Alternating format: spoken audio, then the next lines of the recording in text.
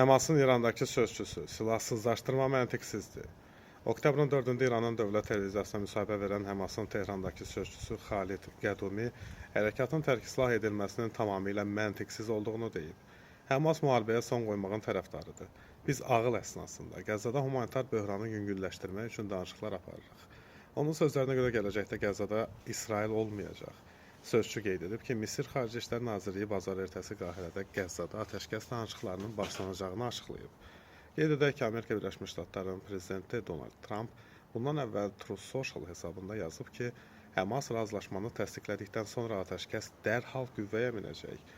Girovların mübadiləsi başlayacaq və qoşunların çıxarılması mərhələsi bölgədə 3000 illik faciənin sonuna yaxınlaşmağa şərait yaradacaq.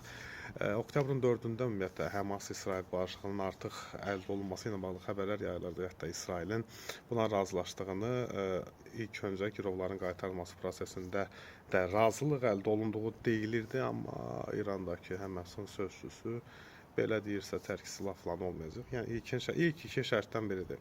Girovlar qaytarılacaq, Həmas tərk-silah olunacaq.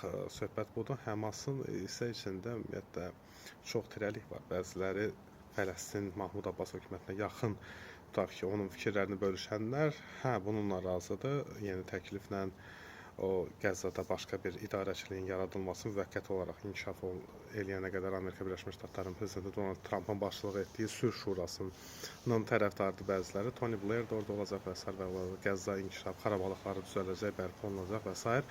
Amma bəziləri bundan razılaşmır, çünki onlar hesab edirlər ki, bu planla, yəni sülh planı ilə Qəzza sakinlərini, Fələstinliləri İsrailin tabeliyinə vermək istəyirlər. Ümumiyyətlə, onların azadlığın və Qəzzanın Fələstinə verilməsinə qarşıdırlar deyilənə görə.